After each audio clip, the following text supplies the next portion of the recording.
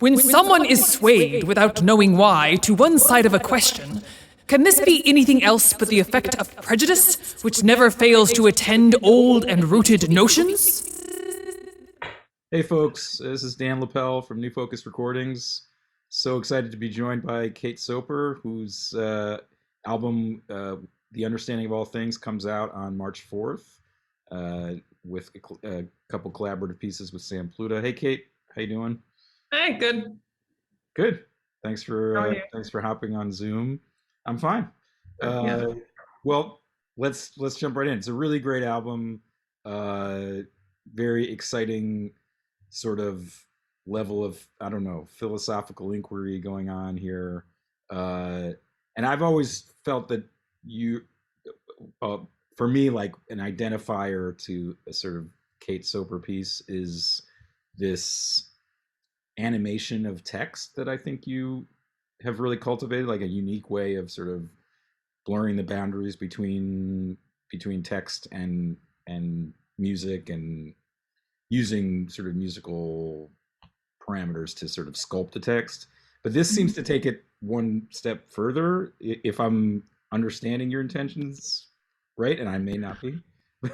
Um, I mean, maybe. I think it sort of takes one step maybe back in, because I think what maybe makes the text stuff so foregrounded here is that it's just me and Sam on this record. So there's pieces with just me and a electronic part that I made, or just me at the piano, or just me and Sam. So I think the voice is so much more of the material here than it is even in some of my other works, where there's like also many instruments, or like maybe more than one voice or something, that it kind of concentrates that Yeah.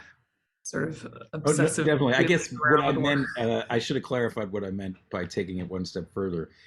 Uh, Not so much in the actual material way that the text is treated, but in the sense that it feels like you've created an environment to sort of work out the philosophical content of the text itself in a way through like musical structure and form.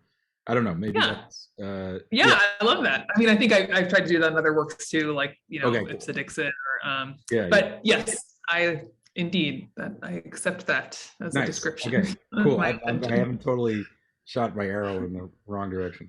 Oh no. Well, with that in mind, maybe we can jump right in and talk about the title piece, which I think does that like really sort of concretely, opening up the album. So this is based on a Kafka text, right? Mhm. Yeah. You want to talk about that text a little bit? Sure. So it's called The Top, or Der Kreisel. And I mean, the piece on the album recites this very short text a number of times, so it sort of feels redundant to describe it. But it is about a philosopher who spends all his time around playgrounds trying to catch spinning tops while they're still spinning, and somehow he feels like if he can do that, he somehow will capture the meaning of everything. And then it never turns out that that's the case, so he gets frustrated and disgusted, but then he gets excited again. So I think when I read it, it sort of seemed to me like a good analogy to being a composer, when you're kind of like, oh, I'm going to write this string quartet and find all the answers, and then you kind of finish the piece and that's not really what I meant, or like it didn't really like change anything, about the world. But then you get excited about the next thing, like just some feeling of constantly trying to like grab this thing that's in motion, and then being kind of disappointed, but like being led on again to this possibility of knowing everything if you could just unlock this one next thing. Right. So it's funny, and it's for Kafka. It's got a sort of a shadow, or like a little bit of a bleak underbelly, but it's pretty light and fable-like. And you kind of end with the philosopher still believing in this alchemy that he's gonna figure it all out if he just catches that top again. Let's take a listen to the first minute or so, and talk about it once we've heard. Okay, here we go.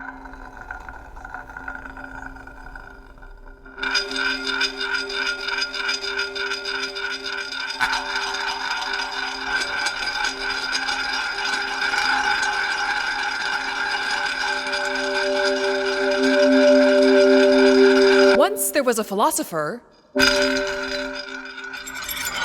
who where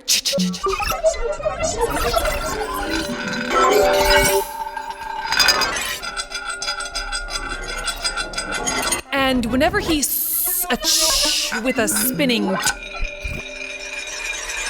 he as soon as the began to the philosopher, though the children shrieked, he paid no.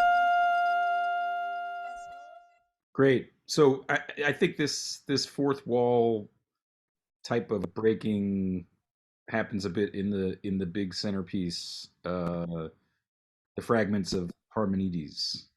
Mhm. All right. Yeah. Oh, Parmenides, I don't know. Sorry. Oh, yeah. Well, I was both asking about the pronunciation and whether or not I'm right about. Oh, yes. The fourth wall does Yeah. become broken. Yeah. Mhm. Yeah. Cool. Well, I don't know. I mean, talk about that component of the piece, and yeah. Sure. Yeah, I think there's a couple things. So I actually, I was thinking about metaphysics because I was writing a piece called Metaphysics and was uncovering a lot of texts that didn't end up going into that one that I wanted to come back to. So I think just both the idea of trying to investigate the inquiry of what is existence and the fact that I was working with a text that is an ancient text that's in fragments necessitated this kind of constant interruption, because those are both, I don't know, both of those ideas or contents have a lot of interruption in them. So obviously the fragments, you kind of read something and then there's white noise and then you find another fragment. So you can't help but have this kind of dialogue with the text that you're reading about who are you, what goes in here, what are we missing? And I wanted to externalize that a bit.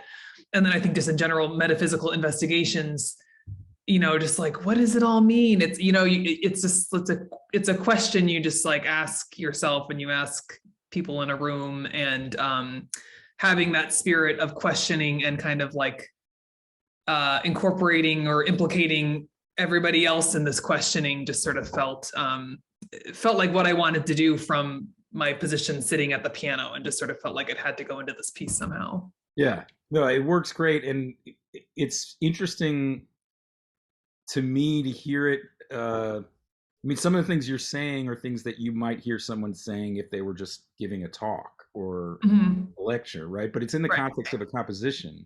So it ends up being the skeleton in a way for the structure of the piece. Like when you break that fourth wall, it feels almost like it's like navigating transitions, or like giving us like a heads up, like for the map. Okay, here's where we are. And then the music sort of follows a pace, and it's really interesting the way that works. And we're sort of going back and forth between understanding meaning in a very explicit way and then understanding meaning in a more expressive way, so, well, anyway, kudos. It's a very enjoyable thing to hear. So thank you. Maybe let's let other folks hear it now. Here's a portion of the fragments of Parmenides. I don't know, actually. No, I think you're right about that. That's what I say, but I mispronounce things all the time. No, yeah, that sounds right. Parmenides. Thank you very much. Here we go. The rings of justice that encircle the earth and the heavens, rings of darkness, rings of fire.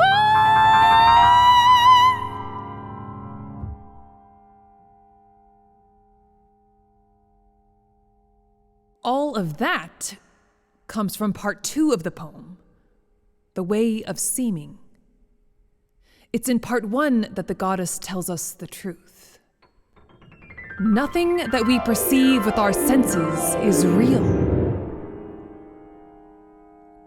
There is no change, no movement, no contrast. No yellow hair. No shining moon. No light. No night. Great. So the three set pieces, three composed pieces that you wrote and performed on the album are then offset by these two improvisations with Sam Pluta, one of which has text, and the second one is wordless. And how were you sort of conceiving of how those were going to interact with the set pieces? Yeah, well, Sam and I had already done some of this show before, so I finished the Parmenides in 2019. Kind of, I still was revising it until the album came out, but and then I think I was invited to do a gig on Resonant Bodies, and then also in Seattle at Octave 9, both in the fall of 2019. So I thought, there's sort of an electronics moment in Parmenides, and I had other dialogue texts that I hadn't used up. So I wanted to do some of this music that I'd written and then have an opportunity to like explore a different kind of communication and music making. So the first dialogue is a text by George Berkeley, and it's a similar kind of like metaphysical dialogue from, the Enlightenment era. So what I wanted to do with that was just, I think I wanted to contrast the density of the album with something that was more free. And in that album, or in that first dialogue track, the Berkeley text is he's one of those dialogues where like the one guy is like, blah, blah, blah, like metaphysics. And the other one's like, oh my gosh, you're right. And like, it goes on and on and on like that. So it's sort of this like straw man and this guy spouting these like incredible metaphysical theories about how nothing is real. So sort of pronouncing that dialogue while Sam was mixing and messing up my voice. I kind of liked the metaphor of it and the humor of it and the ability to try to pierce through the text and say, what does it really mean to say, I don't know if this sound I'm hearing is real. So that was the first dialogue. And then the second one, we did this in a live show in Seattle too, just after Parmenides, which is kind of a long haul, 20 minutes of like exploration sonically and textually and musically, to just be completely free and leave behind the burden of trying to follow a train of thought and trying to pull people along the train of thought and just, make some sounds. We just, that improv, I think we did it 3 times, maybe. We didn't talk about it, and it was really fun. And then we just kind of like picked the best one that we liked, and maybe spliced something from another one.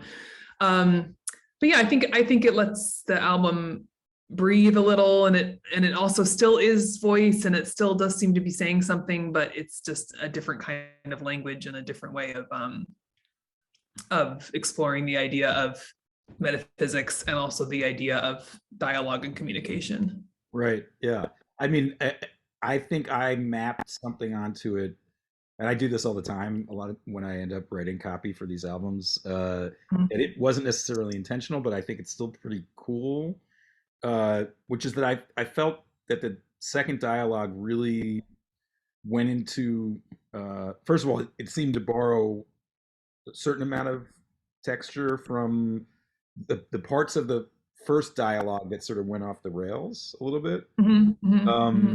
But also that it inhabits a certain kind of space that the other pieces sometimes get to when the sort of, I don't know, the fabric of the inquiry seems to have nowhere to go. It sort of goes to the next level. It's like, okay, well, we have no clue, which is of course, the final arrival point of almost any philosophical inquiry anyway, is that we have no clue. Yes. Yep. And so having that you know, as part of this album that is otherwise so discursive, I thought was like really pretty cool. And like you said, it really it let things breathe. And then to come back at the end with the short uh, piece that is again very sort of conceptually, linguistically based or whatever, tied the whole thing Right. together in a beautiful Mhm. way. So Yeah. cool. Let's listen to a little bit of Dialogues 2. And Sam Pluta, of course, joins you on this track on electronics.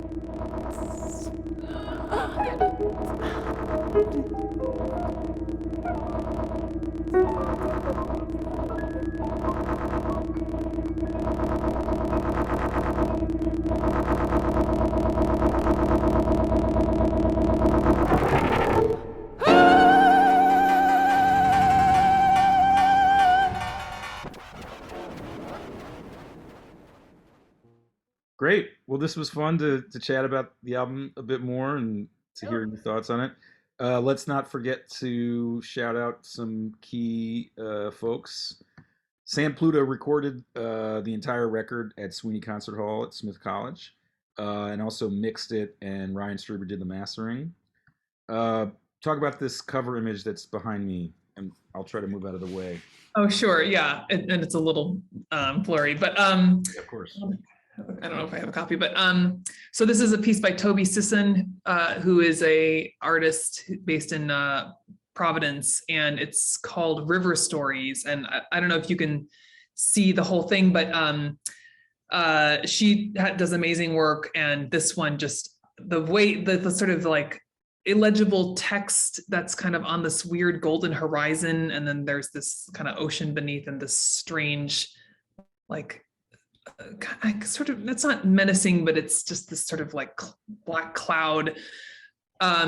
Just, I don't know, it really spoke to me about some idea of like pouring text onto a surface, but you still like, you're not really getting to it. And then behind it is this kind of impenetrable nature, but it's a little surreal. So yeah, just love the image and was very grateful to use it, and grateful to Toby. So check out her work. Yeah, for everybody who would like to look at it, it's much clearer on our site, of course, and Bandcamp and anywhere else you could buy it. Zoom has a talent for sort of mangling these images, but it's nice to sort of feel like we're in the world of them when we do these chats. I still have never figured out how to do the virtual backgrounds after. Oh, it's simple. I'll tell you when. I'm sure it is, but yeah. And then Mark Wolf, who does so many of our designs, did the design and layout. And I don't want to forget to mention the cool release event you guys have planned, March 11th at Greenwich House in Greenwich Village, New York, 8 p.m. Is that right? Yep, 8 p.m. Awesome. And we're going to play the whole album. So the Amazing. dialogues will be different, of course, since they're improvisations, and I guess everything will be different in some way. Yeah. But yeah, I think it would be interesting. I mean, it's sort of a concept album, so it will be fun to Awesome. so for those of you out there who have lingering metaphysical questions, come and have none of them answered. Well, I was going to say maybe they will get answered that night, but no promises. They'll get engaged. Yes. So cool. Well, congrats on the album. It's wonderful, and everybody out there, please check it out. It's coming out on March 4th. All the places that you would expect to buy, not exactly buy, subscribe, and whatever. Hear music. So thanks again, Kate, and we'll see everybody later. My pleasure. Thanks a lot. Bye. Bye.